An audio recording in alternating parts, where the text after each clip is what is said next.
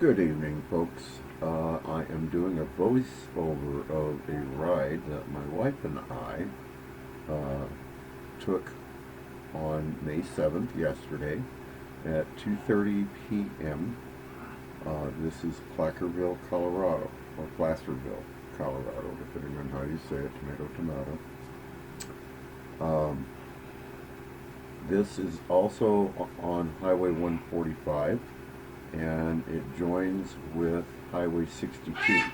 Now, it may seem that we are pulling into the dominant road, you'll see that in a minute, to join Highway 145, but no.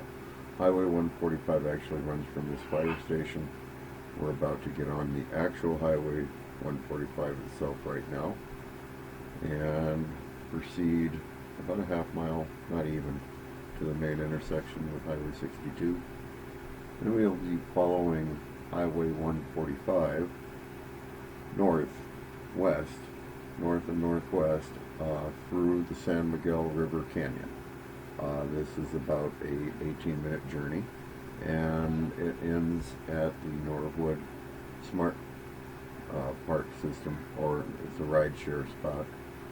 It's located immediately at the top of Norwood Hill.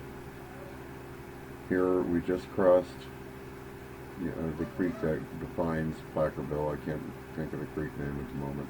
And we're joining what looks to be a junction or joining this highway, but that is actually the oddest thing because Highway 62 actually joins 145 there, but it looks, like the other way around. We're continuing through Placerville. It's a small town, maybe 200 people, located north of or south of Norwood on the way to Telluride after the San Miguel River Valley. And we will do that road going into Telluride at some other time. That's known as the Keystone Ascent, is what I call it, or the Keystone Road. And that follows the Keystone elevation. That's that large mountain in the background there that we're pulling away from. And you circle around the backside of that and into Telluride. We are filming this on a Crosstour brand Chinese type video camera. This thing, for the $69 I paid for it, this thing has been sitting in a box for the last 90 days or so. I charged up the batteries a couple days ago, threw it out on the bike. This is facing backwards, obviously, and it's been a real hoot to work with.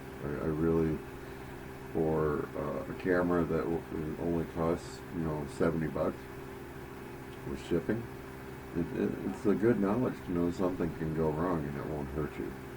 These are dime a dozen, or they're getting that way. And as more advanced cameras come out, perfectly capable cameras are still out there. This one, for instance, will record in 4K, but I'm recording in 2K, they call it, or 2.7, just so that it saves space. In post-editing, I removed the sound so I could do this voiceover in post-editing, but I digress. At any rate, we've technically left Placerville. That's Sherry's hair flapping in the wind, and in the camera view, she's riding passenger. But that's probably below her helmet. Or no, not yet. We weren't out of the canyon yet. There's the San Miguel River on the right of the picture. It's on the left as we go forward. And then following along that river for the next 15 miles or so. And that is Skittles in the background making noise. He knows I'm talking, so he likes to try to interfere with me. That's why I'm in my bedroom. Note the structure, that always fascinates me, the geology, if you will, of the land around you, the stone structure. Here close on the river bed, you can see the erosion in the rocks. Some of this is blown away, some of this was just natural erosion. This is a segment of road it is not of the grade that you would see at the Dragon Tail, but it's fun. You can average 60 miles an hour on this structure road if you know what you're doing and know how to do Alpine driving 60 is easy. If you're not an alpine driver, here I had to drift around. You couldn't see them, but there were some rocks that were out on the road. You're damaged. When they come up off the tire of a trike, they can hit your legs. Your legs are in the way. We're passing a bridge for an area called Species Creek. There's a large camping area there off to the right as we pull away from it. Has a roadway up to the top side of the canyon there. There's 145 progresses northwest here. We're still following that. Colorado Highway 145. And we're averaging about 50-55 right now. I did have a vehicle in front of me. I usually travel a little faster than this, but on a Thursday afternoon or Friday afternoon and good weather, there's no reason to go pushing people around in traffic. Passing in an alpine environment is difficult and it's disrespectful. When you've got a train developed and somebody's actually doing the highway speeds and above, my preceding vehicle was doing a nice job, traveling 58 miles an hour in notable conditions. He would drive the curves at the appropriate speed, 45 to 50, that's what you expect. And there's no reason to disrespect it. And as you can see, much like in Alaska, as you proceed up and down these roads, people are fishing in that creek. So, but here comes Mr. City. And I don't know why Mr. Cadillac here decided it was important, but mind you, I'm traveling 55 miles an hour in an alpine environment. And he breaks in on me. He must have been doing 75, 80 miles an hour. Far too quick for the rating of his vehicle in these corners. And he's also setting a poor example with the little Subaru behind him. Now we are in a downward direction out of the canyon. The canyon is going downhill. So it's easy to catch speed and keep speed, but as you can tell, there's very limited passing resources here. He keeps drifting out over the double lines looking to get around me. And honestly, and then when he comes back in to take the corner, he drifts into the shoulder. So he's probably been drinking. He can't maintain lane control. Here he goes back out to the outside. Why do you do that? You're not Mario Andretti. You're not saving any efficiency or anything like that, pushing your yellow limits. Being this is a Friday afternoon, as you can tell, the opposing traffic is quite busy. 1, 2. And this comes up at unpredictable times in 40 and 45 mile an hour corners. And the person's out there on a trike, and I'm the sandwich between the actual slow vehicle and you, the speeding vehicle. It's extremely disrespectful en route. And the camera doesn't do a good job, but that guy is literally at times here no more than maybe 50 feet off my tail. Definitely tailgating. The fisheye effect reduces the size of things. But he does pass me here in a moment. So we come to an area where the straightaways start to pick up as you head down into the straighter sections of the San Miguel River as it gets bigger and bigger and bigger. As you go downhill, all mountain streams do. And again, in this area, the roads in the Tailgunner, for some reason, the builders put them alongside the rivers. If you get up on the ridge lines, there's even the high ridge line is like a plain. It's not your typical mountain range that's to the left or to the right. It's very strange geography. Lone Cone is off to our right as we proceed in this video. So it's not far away. We're kind of circumventing around it with the San Miguel River. And I believe this is about, I can see the lane breaking up, so I think this is where we say goodbye to this guy. And could care less, it gets annoying. I had spotted him coming in, but and look, he keeps coming up. Okay, well now I'm going to pass it. Okay, whatever. And I actually know whose car that is, so I could care less. Why I was sort of complaining is because of the distance my 2 seconds of following space between me and the Ford Ranger in front of me, he takes it. And then he's got to occupy that space. So the Ford Ranger literally speeds up so he could come in front of me to kind of help me out. And again, note and no guardrails because we're on the 145, and I guess guardrails are for pussies. So you know, if there was something to go wrong, and mind you, you know, he drifted into an area. Look at all the rocks on the side of the road. Number of reasons why you shouldn't be engaging in passing, especially with a motorcycle in front of you. The Subaru gets it. That's the guy behind us, yeah. And he stayed back 2, 3, 4 seconds. And at the speeds that we were setting, there was no reason at all to do that pass. So it just kind of upset me because, you know, when you're doing 60 on a mountain environment, and I was when the guy passed me, it was kind of a surprise. It was like, whoa, you know. It's one of the things I don't like about wearing my helmet is you get surprised. I do, because I have a bad ear on the left side, so when objects come around from the back and left, it's a death spot for me, I guess. Again, the road runs within 6 feet of the cliff. This continues for another 5 or 6 miles. It won't be too much longer before we hit on Norwood Hill. We've only got about 7 minutes of this ride left. At this point, we're well past the halfway point. Highway 145 was chip coated about 3 years ago. It's due for repair. I don't know if they're going to get to it this year, but they don't do much. There's no. This isn't a high tourism area here,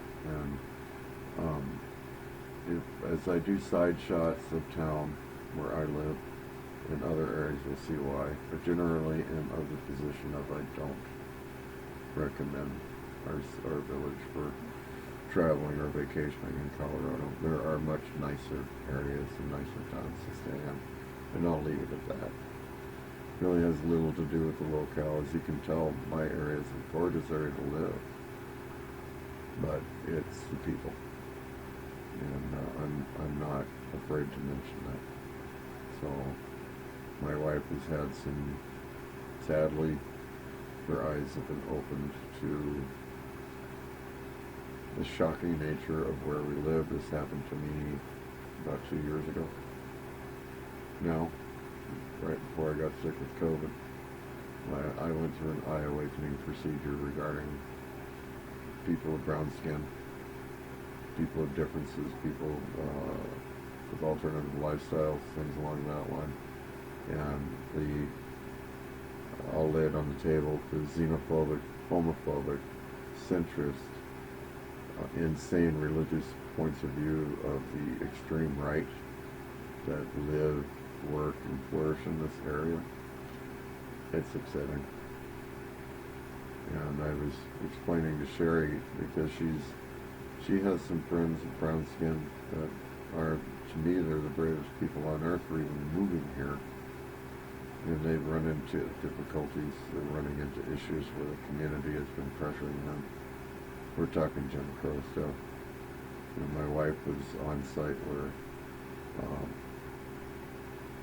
she had to escort some people from the store that they're vacating, her friends that lost their business. They can't get business. It's not even really an aspect of skin color as far as the business. What it is those who are from here and their friends who are from here protect themselves. And like she was telling me, that the one thrift store in Natarita, if they can't sell something, they set it out for free. So her friends would go and pick it up and take it up to their thrift store in a different town. Well, they were warned not to do that. Now, if an internal person were doing that, or somebody from here who went to school with these people, you know, a Tagabouchian, whatever the hell they call themselves, Natarita, you know, were to do that, it'd be acceptable. But this outside couple was doing it, and they were warned. And they've had visitors come by their house and ask them, tell them that they weren't welcome there. They had paid some rent in one of the local camping areas. They paid through the month. and were asked to leave by an official from the phone company. I'd give the name, but I'm not going to get involved with slandering people, and I don't have direct proof. But it doesn't shock me. And the company involved, in NTC, I'll say that name. They're fucking pirates. I pay them anywhere from $260 a month to $300 a month just for a phone and internet. Okay, the Highway 145 has crossed over the San Miguel River, and now we are ascending Norwood Hill. We're about 3 minutes to the completion of the ride. Norwood Hill is about 3 or 4 miles long. On a cycle, it's pretty navigable. It does have guardrails in portions, but not all the way, and they're not the best. And this area is definitely in need of maintenance. You can look at the condition of the roadway; it's horrible. And look at the conditioning of the cliffs. These areas never met code for that to begin with. But this is such a vital road, they can't close it down. It's the only one between here and Placerville. It's one of the freeways out, and when it's closed, it's quite the ways around to get back. If you're heading to Montrose, if you can't go this way to Montrose, that's a 300-mile trip. So it's considerable, and this is a very valuable road. But if you can see all the cast off, whenever it rains, you get all that stuff and it comes out on the road. There's a lot of slide activity. As we pass that milepost, you can see in that corner. And then you get a good view. I love how it carves out of the hill, and you can follow it down in that shot. And we're approaching the top of the hill. We've got about a minute and a half to go on the video. And we go around an area called Dead Man's Corner. I'll do a film on that subject some other time, but there's been a lot of fatalities, particularly in this segment of the road here, as you can tell from the lack of guardrails. It's a little dangerous at this portion. And if you were to look over the side of the cliff, you can imagine that's nothing but rocks and bramble. As you can see in the distance shot as we navigate through the corner. This can be an intimidating area for a bike. And, there's a rear guardrail. And with a pull-off, I pulled off on that once with a truck. I won't do that again. And here we're going around what we call Dead Man's Corner. People have driven right off that corner to commit suicide. I know 3 of them. And then that ditch that we went past, where you just saw that culvert on the left, a Fiat 500 was shoved inside that culvert one winter day because it was going too fast for the ice. Beheaded the driver. And then we come around, I can't remember the name of this little village, but it's actually a little village. We're going to pull into the Smart Stop and stop from there. Thanks for watching my video, and I hope you guys enjoyed the ride. It was good to talk with you, and that was sort of my vlog. I also enjoy getting things off my chest. And here is where we pull in, and this is the Norwood Hill Smart parking area, I guess. And that completes this ride. I hope you enjoyed it. And have a great evening. Peace.